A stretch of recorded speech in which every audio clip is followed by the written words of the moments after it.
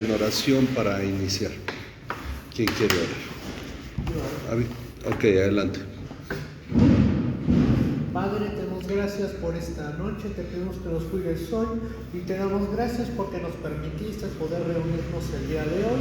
Te puedas cuidar a todos los hermanos que están por venir, pero también a los que por distintas razones no pueden asistir el día de hoy, y que lo que aprendamos aquí pueda ser de edificación para nosotros. En el nombre de Cristo Jesús, amén. Amén. Amén. Bien, vamos a ver la lección 34. Lección 34, saludamos a todos los que nos ven por internet. Y vamos hoy a leer Romanos 15 del 1 al 13. Ya estamos terminando la carta a los Romanos.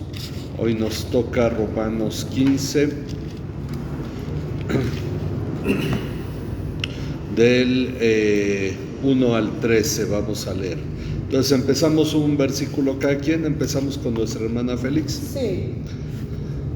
Así que los que somos fuertes debemos sobrellevar las flaquezas de los débiles y no agradarnos a nosotros mismos.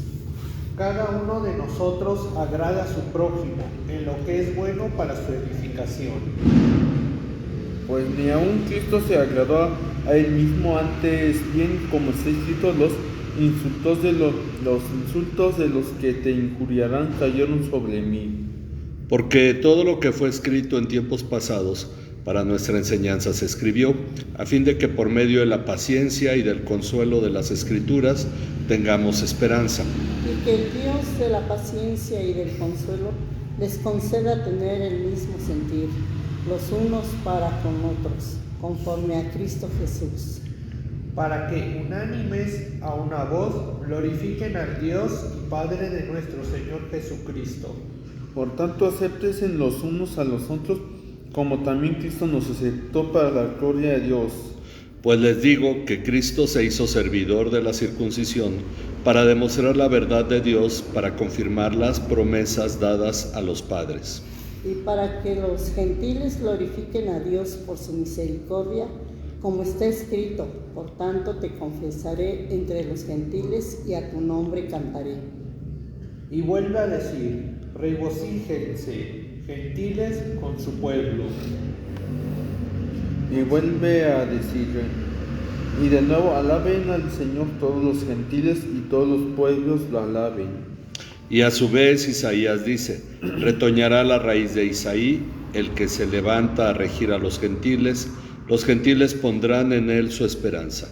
Y el Dios de la esperanza los llene de todo gozo y paz en el creer, para que abunden en esperanza por el poder del Espíritu Santo. Muy bien, hoy vamos a ver hasta esta parte y ya vamos avanzando en la carta. Dice la introducción: lo que la palabra nos ha enseñado hasta ahora para guiarnos en la renovación de nuestra mente ha sido que la relación entre hermanos es algo muy valioso para glorificar a Dios. Los reclamos y discusiones que se puedan generar entre el pueblo de Dios no habrían de generar una edificación que lleve a crecer a los que aún son débiles en la fe, además de que no permitirá a ninguno vivir en amor. Entonces, pues no tiene caso las discusiones, que es el tema que he estado tocando. Este tema ha abarcado prácticamente 3 capítulos, es decir, desde el capítulo 12, 13, 14, ha abarcado prácticamente 3 capítulos de la carta, por lo que no debemos menospreciar este tema. Pues si la carta nos ha enseñado más sobre la comunión entre hermanos que el salir a evangelizar, debe ser porque ese es el orden correcto. Pues para dar un correcto testimonio de Cristo al mundo, debe haber primero entre nosotros una correcta comunión como hermanos en Cristo. Pero consideremos que el tema aún no ha terminado. Lo que el capítulo 15 nos hablará ahora nos mostrará más sobre nuestra comunión como iglesia y la forma en que debemos glorificar a Dios en unidad. Así es que hoy vamos a hablar de glorificando a Dios en la unidad. Hemos visto que ninguno vive para sí mismo y ninguno muere para sí mismo, lo vimos en el capítulo anterior. Por lo tanto, todo lo que la carta nos ha enseñado sobre ser pacientes entre nosotros y buscar el bien de los demás no está fuera de lo que debemos vivir como cristianos, y esta idea debe crecer en lo que veremos hoy. La carta ahora nos enseña sobre agradarse a sí mismo. Para ello le da una instrucción ¿a quién? A nosotros. Pero a ver, veamos el versículo 1. El versículo ¿para quién es? A los que son fuertes. Para los que son Exacto. fuertes. Le da una instrucción a los fuertes. Es para ellos esta instrucción.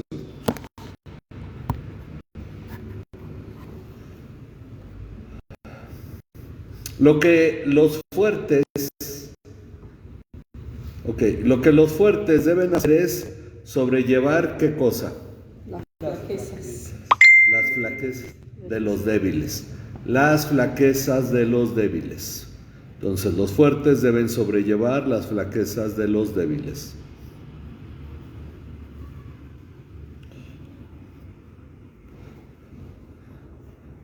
Las flaquezas de los débiles.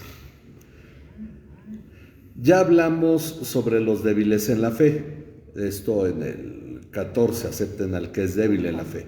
Mencionamos que son los recién nacidos espiritualmente, los que aún no han madurado en Cristo, aunque puede haber cristianos que por descuido no han crecido por su irresponsabilidad, ¿verdad? Pero sobre todo en cuanto a los recién convertidos.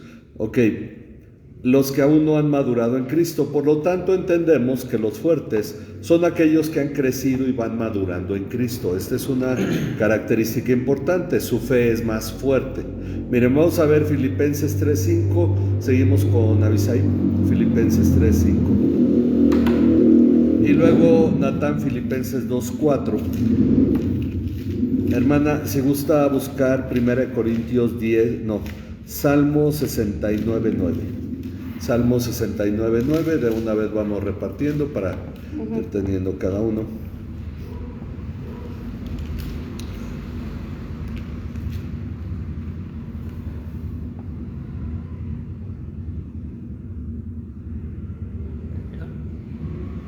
¿Ya?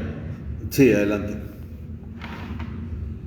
Circuncidado a los 8 días de nacer, del linaje de Israel, de la tribu de Benjamín. Creo que, perdón, debe ser el 15, si no me equivoco. ¿Qué dice el 15?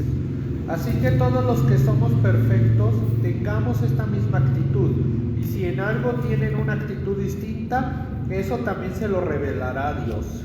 Ok, entonces es 3:15. Filipenses 3:15. Ok, a los fuertes o maduros aquí se les llama Son perfectos. perfectos. Así es que los que somos perfectos, primero Pablo 1 o 2 versículos antes dice, no es que ya lo haya alcanzado, que ya sea perfecto. Y de pronto dice, así es que todos los que somos perfectos tengamos este sentir. ¿A quién se está refiriendo? Bueno, primero habla de que no ha llegado todavía al cumplimiento de la perfección, aún tiene que cambiar. Pero ya cuando los llama perfectos, los que somos perfectos, a lo que aquí en Roma se refiere como los fuertes, ¿ok? Fuertes, maduros o perfectos. Ok, y es a los fuertes a los que se les pide que no busquen ¿qué? La segunda mitad del versículo 1. Tener esa misma actitud. Dice, Tengamos esta misma actitud. no, pero estamos hablando ahora de Romanos 15. Volviendo a Romanos 15. Ok, y este nada más fue la pausa. Hay agradarnos a nosotros mismos. Ok, que no busquen agradarse a sí mismos. Ok, a los fuertes, a los que se les pide que no busquen agradarse a sí mismos, incluido Pablo. Nosotros, los que somos fuertes, debemos sobrellevar las flaquezas de los débiles y no agradarnos. Él se está incluyendo en este versículo. Entonces, él mismo utiliza este ejemplo para sí. No agradarse a sí mismos. Esto es lo mismo que le pide a los filipenses en Filipenses 2:4. No buscando cada uno sus propios intereses, sino más bien los intereses de los demás. Ok, entonces aquí en Filipenses 2:4 les dice que no busquen cada uno sus propios intereses. Ese está puesto. Ah, ok, entonces me faltó. ¿Sería intereses de sí mismos? Sino más bien los intereses de los demás.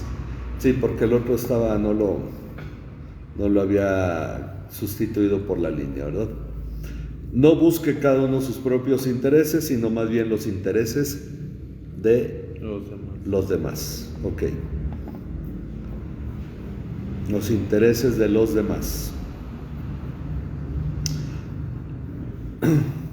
Ahora a los romanos les dice, volviendo a la carta a los romanos, cada uno de nosotros agrade a su prójimo.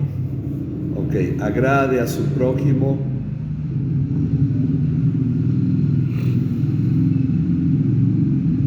Cada uno de nosotros agrade a su prójimo en lo que es bueno para su edificación. Para su edificación. Ok, lo que debemos buscar es precisamente la edificación de los demás. Cada uno agrade a su prójimo en lo que es bueno para su edificación.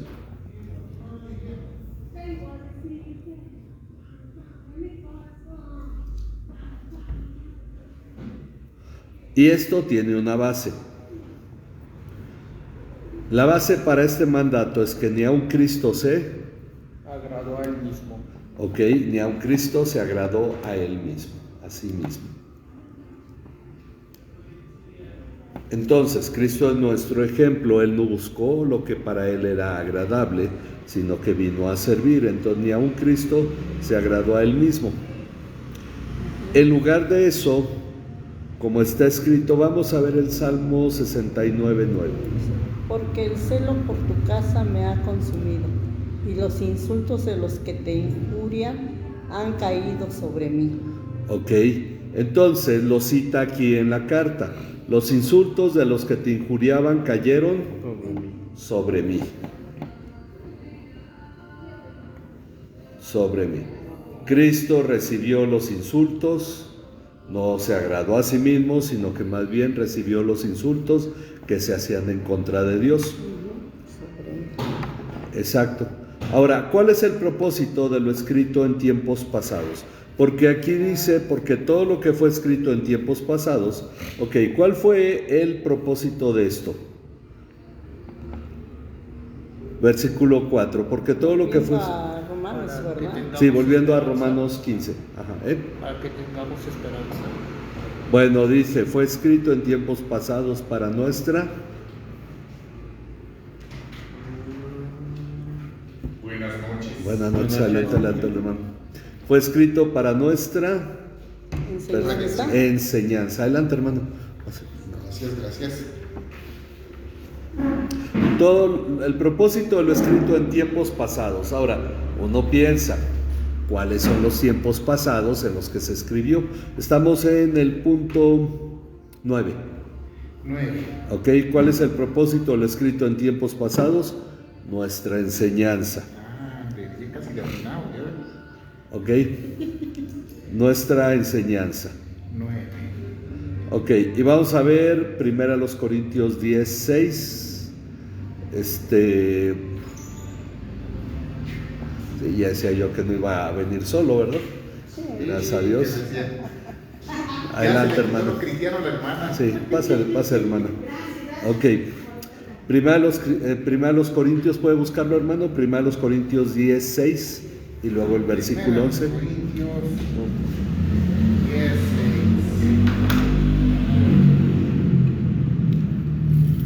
Primera los Corintios 10:6. Estas cosas sucedieron como ejemplo para nosotros, a fin de que no codiciemos lo malo, como ellos lo codiciaron.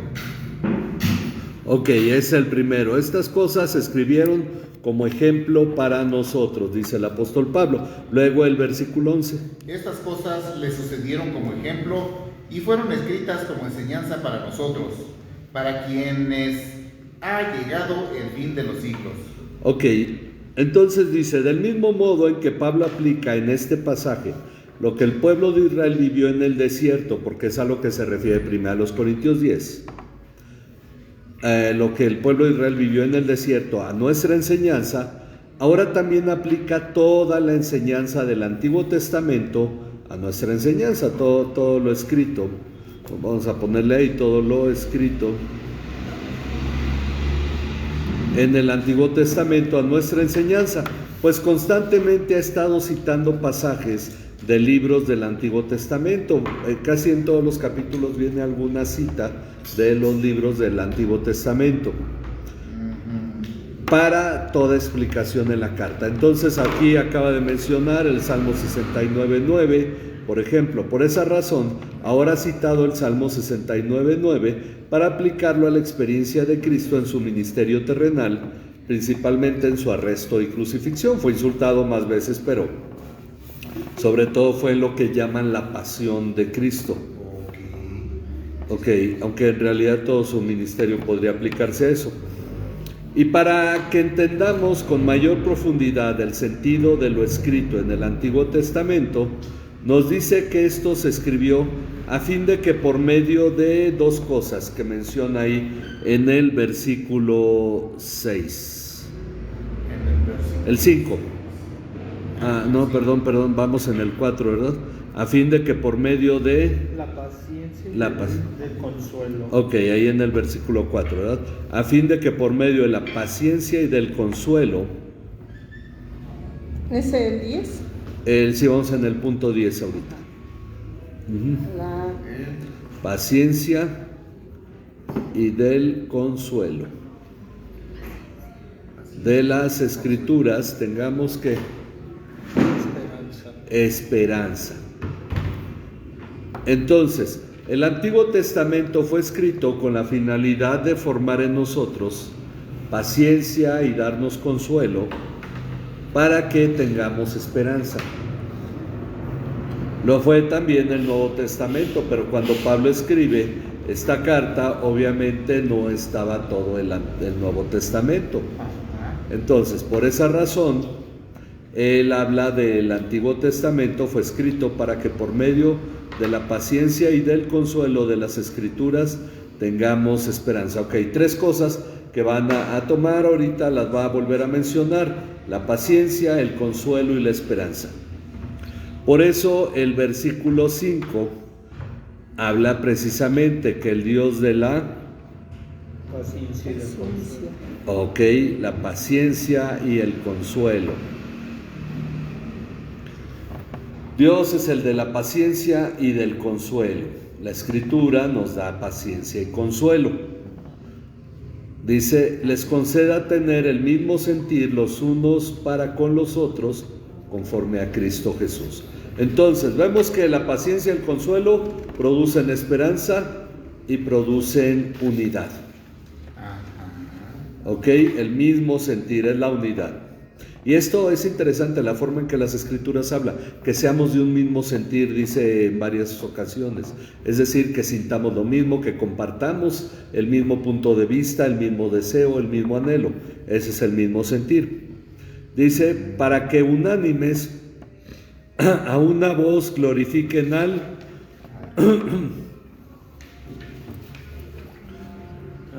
es el versículo 6, al Dios y Padre de nuestro Señor Jesucristo, para que unánimes a una voz glorifiquen al Dios y Padre de nuestro Señor Jesucristo.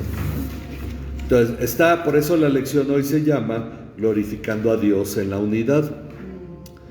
Nuestra unidad como iglesia debe provenir de Dios.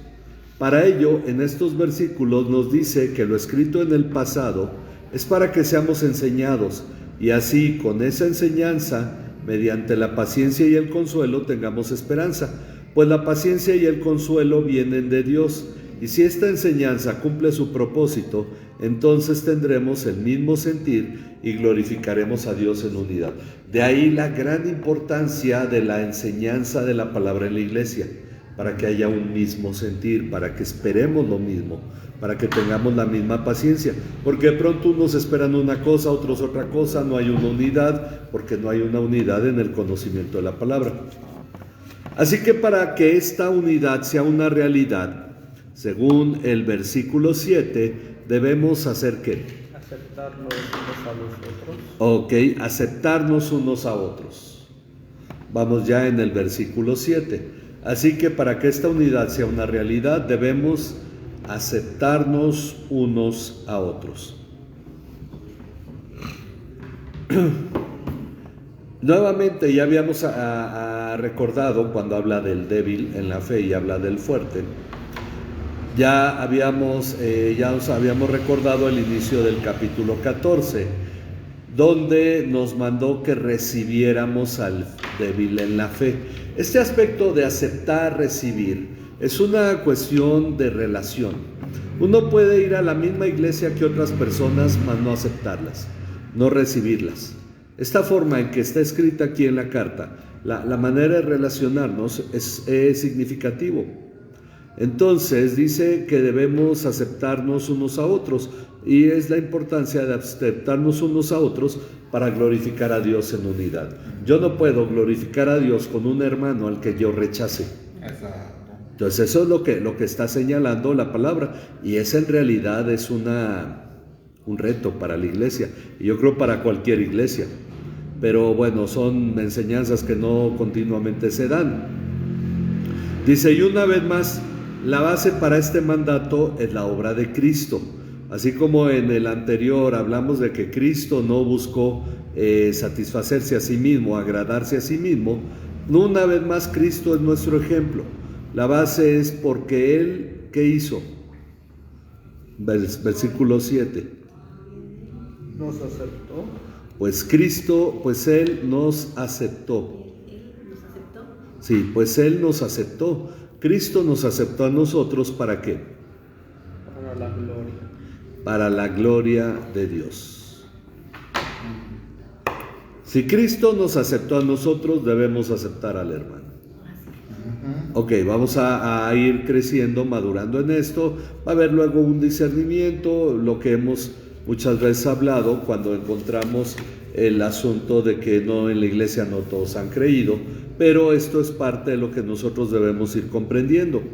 Cristo nos aceptó para la gloria de Dios. Por eso la carta nos afirma que Cristo no se buscó agradar a sí mismo, sino que se hizo servidor, ¿verdad? Es el versículo 8. Cristo se hizo servidor. En lugar de agradarse a sí mismo, siendo Dios, descendió para hacerse servidor de la circuncisión. La circuncisión es la forma en que Pablo siempre se refiere a los judíos. Ok, para hacerse servidor de la circuncisión, para demostrar ¿qué cosa? La verdad de Dios. La verdad de Dios. Para demostrar la verdad de Dios. Ok, ¿cómo demostró la verdad de Dios? Bueno, esto lo hizo para confirmar el mismo versículo 8.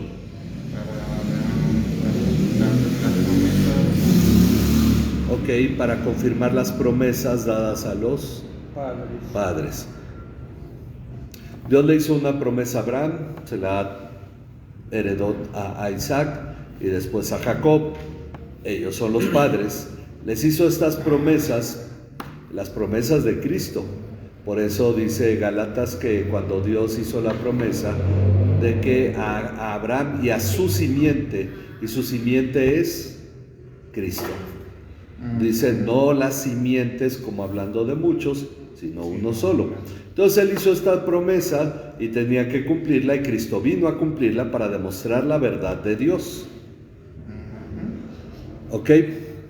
Se hizo servidor de la circuncisión para demostrar la verdad de Dios, confirmando las promesas dadas a los padres. Y así que logró que los gentiles glorifiquen a Dios por su misericordia. Bueno, de hecho les respondí a gentiles, ¿verdad? Y así logró que los gentiles glorifiquen a Dios por su misericordia.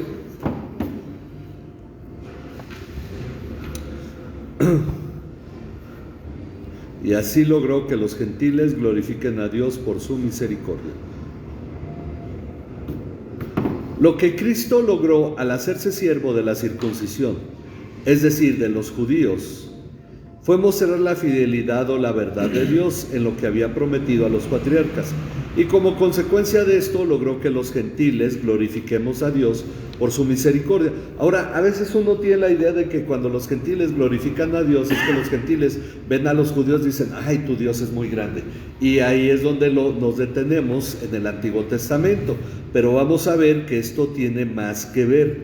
Entonces dice,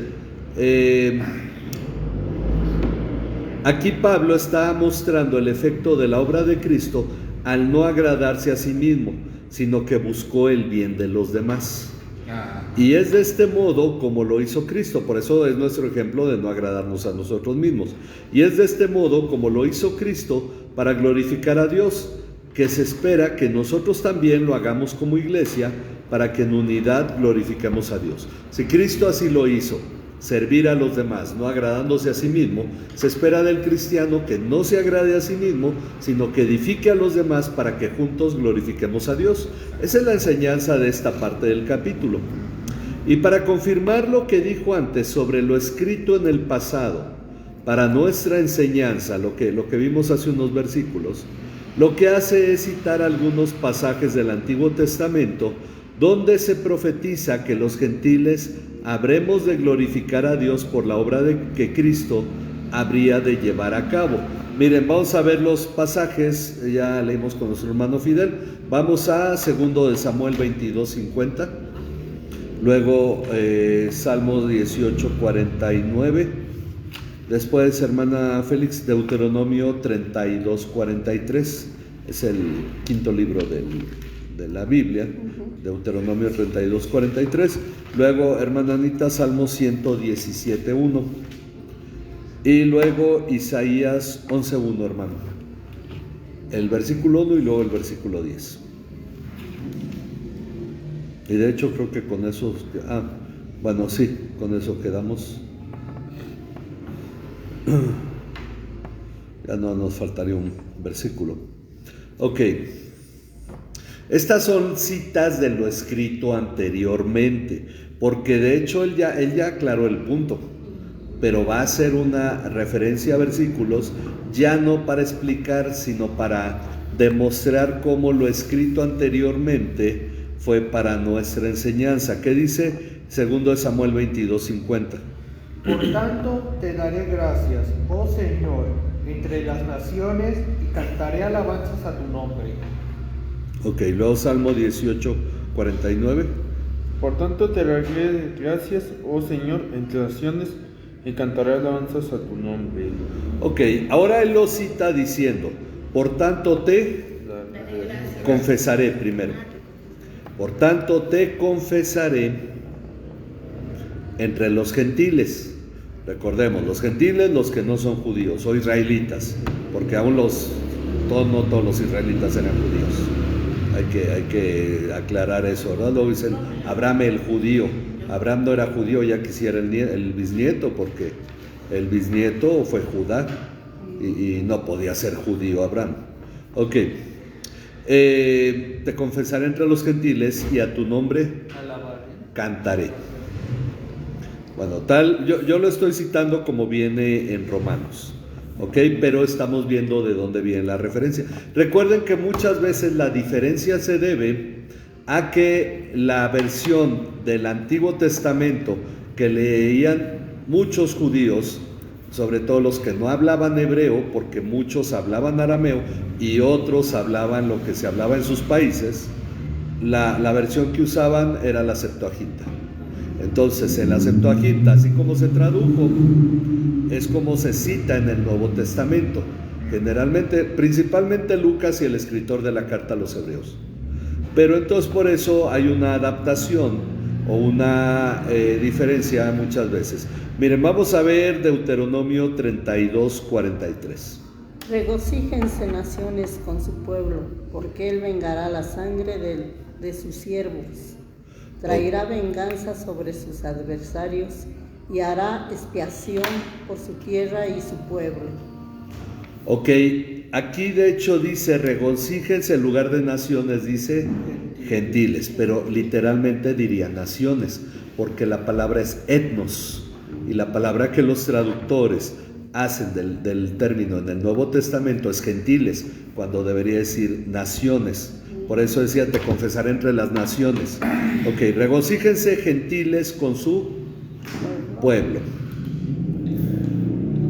Pero por eso es bueno a veces, como dijimos el domingo, leer en el griego, darnos cuenta que los términos, porque en realidad el término gentiles no existe, sino que es naciones o etnias, y está refiriéndose a todas, que yo creo en cierto modo, pues por el contexto excluye a la etnia judía.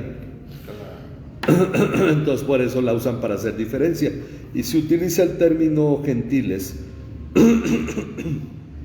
Regocíjense gentiles con su pueblo. Ahora vamos a ver, cita el Salmo 117:1. Dice, alaben al Señor todas ustedes las naciones, todos los pueblos de la tierra, alaben. Ok, aquí de hecho también sería la palabra naciones en lugar de gentiles, pero bueno, en la versión dice, alaben al Señor todos los gentiles.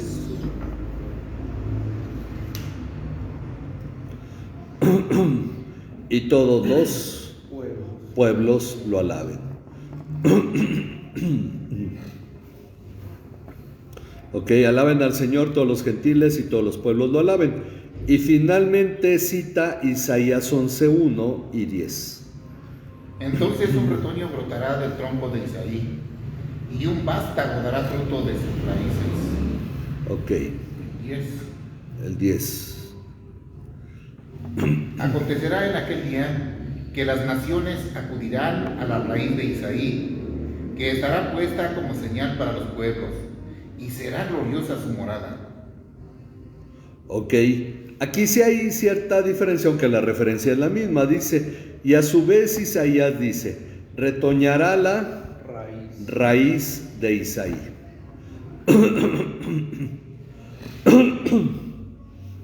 Y la raíz de Isaí es Jesucristo, el que se levanta a regir a los gentiles o a las naciones, pero vamos a ponerle a los gentiles.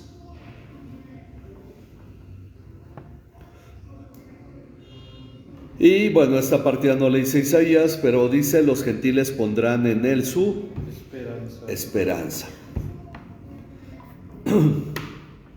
Ahora, está hablando de la iglesia.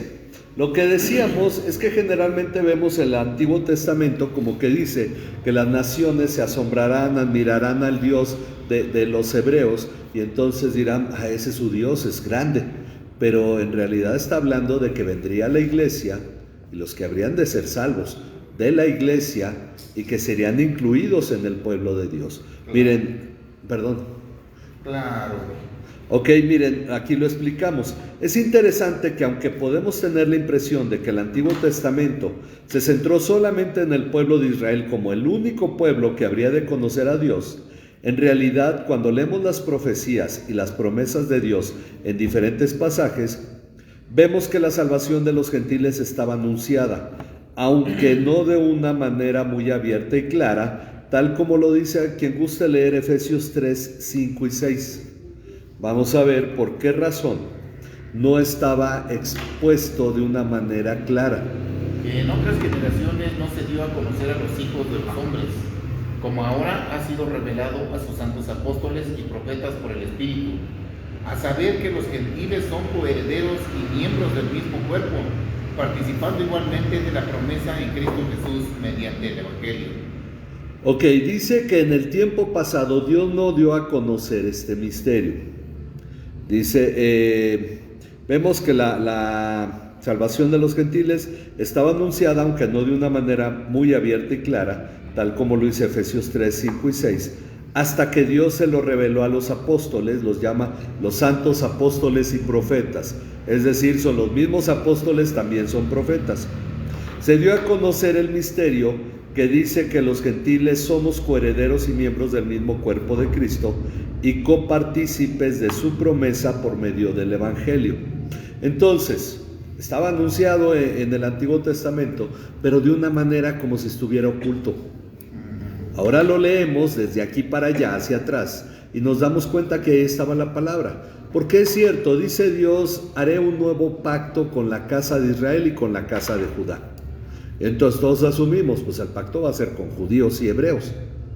Pero de pronto resulta que en el nuevo pacto estamos incluidos nosotros. ¿Por qué? Porque Dios no lo estaba anunciando sino hasta que estuvieran los apóstoles. Y fue a través de los apóstoles que dio a conocer que las promesas no eran solamente para Israel, sino para todas las naciones. Esto le costó a ellos mucho trabajo entenderlo. Por eso Dios lo tuvo que reservar hasta ese momento. Si no, hubiera sido un acabose, ¿verdad? Dios sabía hasta qué momento revelarlo con claridad. Bueno, así es como entendemos que gran parte de lo que estos pasajes enseñan sobre la unidad tiene que ver con la unidad entre los gentiles y los judíos. Seguramente cuando Pablo enfatiza tanto esta unidad y la comida, nos vamos dando cuenta que es porque había diferencias étnicas. No era de que uno pensara como hoy, ¿no? Que uno puede ser mexicano, pero tener una forma de comer y otro otra forma de comer. No, eso era cultural y se respetaba. Y entonces, ¿por qué? Porque las creencias y la cultura estaban ligadas. Es decir, la cultura se ligaba a la fe, a lo que la persona creía, y así creían todos en su pueblo. Bueno, esto es unidad entre los gentiles y los judíos, que deben aceptarse entre sí para dar gloria a Dios al estar unidos. Ahora, terminando con el versículo 13, dice: y ya que llamó a Dios el Dios de la paciencia y del consuelo, ahora lo llama el Dios de la esperanza. Tres palabras que vimos: paciencia, consuelo y esperanza. El Dios de la esperanza. Recordemos que esta esperanza es la que produce la paciencia y el consuelo. Lo que Pablo pide es que el Dios de la esperanza nos llene de todo tres cosas: gozo y paz en el creer. Ok, bueno, nos llena de dos cosas: de gozo y paz en la fe, podríamos decir, en el creer. Nos llene de todo gozo y paz en el creer.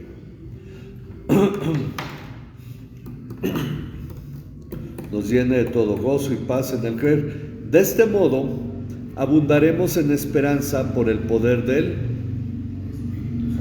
Espíritu Santo.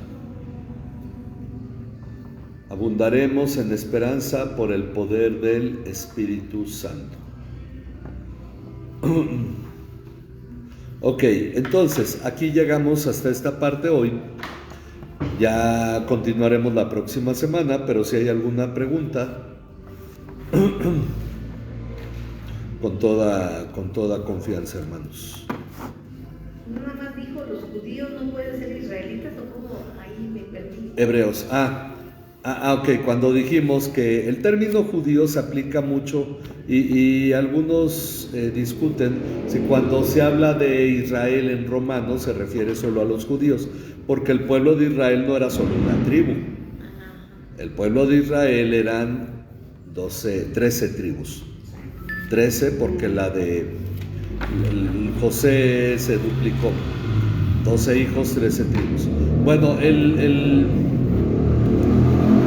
pero lo que decíamos, que de pronto se decía, por ejemplo, que Abraham el judío. Decimos, no, pero Abraham no era judío, Abraham era hebreo. Pero porque después viene Judá, que es su bisnieto, y entonces de ahí viene el término hebreo, judío, perdón. Y como prevaleció el reino de Judá, quedó más tiempo que el de Israel, y se restauró. Pues entonces el término fue solamente centrándose en Judá, y de ahí los judíos. Pero Israel, muchos quedaron diseminados. Y dicen algunos, bueno, me compartía un maestro de un seminario que decía, bueno, pero, porque yo le dije, pues seguramente se mezclan con otras naciones. Dice, no, porque ellos llevaban su religión y seguramente entre ellos se veían solo como los de la misma religión. Digo, estando solos en su reino, no llevaban su religión, se mezclaban con otras naciones, ahora estando entre las naciones, pues como no iban a... Y es más de lo que surgen después los samaritanos, ¿no? Bueno, los samaritanos en realidad son gentiles que fueron llevados a la tierra que dejó vacío el pueblo de Israel en el reino del norte, que los asirios tomaron y se llevaron, y entonces trajeron pueblos cerca de por ahí del Éufrates y cerca del Caspio, los trajeron y los colocaron ahí. Como los leones los mataban, el pensamiento fue, esto se debe a que no adoran al Dios de la tierra, y trajeron un sacerdote de los que se habían ido expatriados y les enseñó la ley de Moisés. Entonces, no siendo de etnia hebrea, tenían la ley de Moisés y la guardaban, de ahí que fueran enemigos, porque ellos no eran étnicamente hebreos. Entonces esa fue la lucha, pero tenían el Antiguo Testamento, guardaban la ley de Moisés y por esa razón había una similitud. Por eso en realidad todo estaba distribuido entre judíos, samaritanos y gentiles. Que suele pasar como después con los ismaelitas, ¿no? Que se separan y ahora están peleados. Ok, sí. Después de para con Abraham.